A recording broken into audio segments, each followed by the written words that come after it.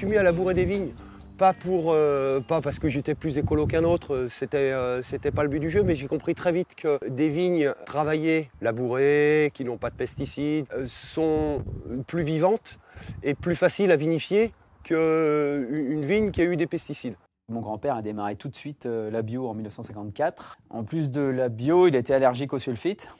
Ça lui donnait des œdèmes, il ne comprenait pas pourquoi. Et à partir de 1954, il s'est décidé à faire des vins en bio, sans soufre, non filtrés et sans chaptalisation. On avait ce désir, je crois, de chercher autre chose. Faire attention à la vigne, à la terre et à ceux qui s'en occupent.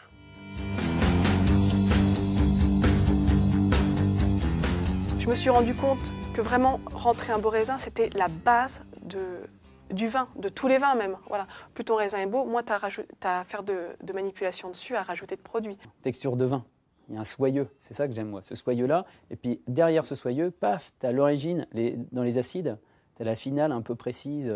Toi, sur des calcaires comme ici, on a un côté cristallin, salin. Et voilà, c'est la petite note, c'est la résonance, quoi. Ting, ça c'est bon. Quand vous avez un beau raisin qui a une belle maturité, une belle acidité, il n'y a rien à rajouter, il n'y a rien à corriger. On laisse le temps faire, on laisse la fermentation opérer, et c'est ça qui est merveilleux, c'est que c'est magique. Ce produit, c'est respecter le raisin, le prendre, et vu qu'on respecte la vigne, vu le travail qu'on fait dans la vigne, on a un raisin qui est sain quand il rentre au cuvage, et de faire un vin de ce produit transformé naturellement par les micro-organismes qu'il compose. La première fois que j'ai eu de l'émotion sur un vin, je me suis dit, quand je serai grand, je voudrais faire ça, quoi.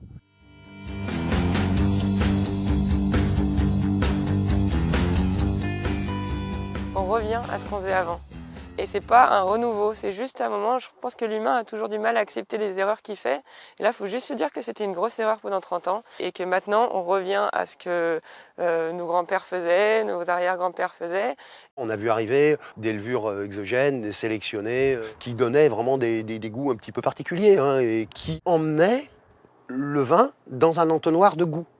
On n'a surtout pas compris quand on l'a fait au départ, que d'un seul coup, on allait perdre une grande partie de la minéralité du vin. Le vin d'artisan, le vin de vigneron, comme ça, c'est vraiment personnel. C'est que chacun, après, fait ses expériences et voit, en fonction de ses terroirs, de ses cépages, ce qui lui va. Il y a des avantages techniques très très pratiques. La solidité de la vigne, son autonomie, la qualité de sa récolte qui va nous permettre de faire ce qui nous intéresse, des vins sans intrants.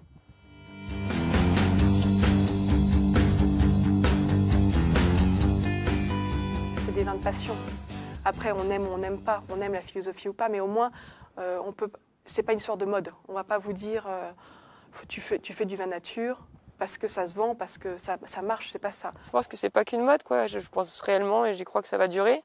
Et que ceux qui font ça juste pour le côté économique de la chose verront que c'est tellement de travail que derrière, c'est obligé d'avoir un peu une passion.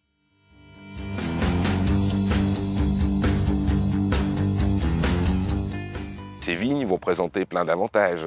Une période de sécheresse comme on a connu sur le millésime 2015, des vignes qui ont un enracinement de cette profondeur vont beaucoup moins souffrir que des vignes qui ont été amendées et qui ont été désherbées, qui du coup vont développer un système racinaire de surface, donc qui vont être beaucoup plus sensibles.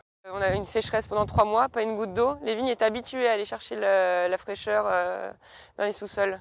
Et donc on peut voir avec d'autres vignes qui ont un peu plus souffert, qui étaient des vignes qui sont désherbées chimiquement, où les racines ne sont pas habituées à aller chercher en profondeur la nourriture ni l'eau. Et là, les racines restaient en surface et la vigne séchait. Quand on fait goûter une bouteille, ils disent « Ah, il n'y a que du fruit, c'est frais, c'est étonnant ». Il y a un truc important que je n'ai pas dit, c'est la digestibilité du vin. Parce qu'un vin nature, il est fluide. Et quand on va faire des vins nature, si on ne les matraque pas en soufre, en sucre, enfin toutes les conneries de l'énologie, on va avoir des vraies fins de bouche, des vraies finales, des vraies longueurs.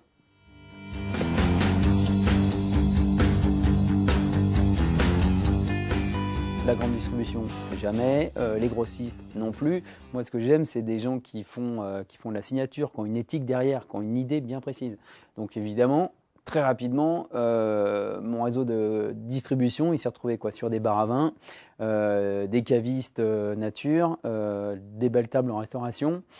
Et puis après, dans les autres pays, on voit un petit peu au Japon, aux États-Unis, dans tous les pays d'Europe, un petit peu partout, mais c'est toujours à peu près le même réseau. Et ça, dans les canaux de distribution, il y en a plein. Le web en fait partie. Il y a des pays qui sont plus buveurs que d'autres, hein. Je pense aux pays du nord de l'Europe, par exemple, qui ne sont pas des pays producteurs. Moi, j'ai fait confiance à Petite Cave parce que Petite Cave, je les connais quand même par le verre coquin depuis que je me suis installée. Et ça a été dans les premiers à me faire vraiment confiance. Et ça, je sais que je suis une sentimentale et donc c'est important. Et en plus, les garçons sont super. Voilà, donc je ne peux pas dire autre chose. Non, je ne reviendrai pas. Je ne reviendrai pas parce que c'est des vins que j'adore faire et puis que j'adore boire. Donc je ne reviendrai pas. Le seul problème qu'on a, c'est que de temps en temps, les chevreuils et les sangliers viennent nous bouffer des raisins. Saloperie. Mais on a des cousins chasseurs qui s'en occupent.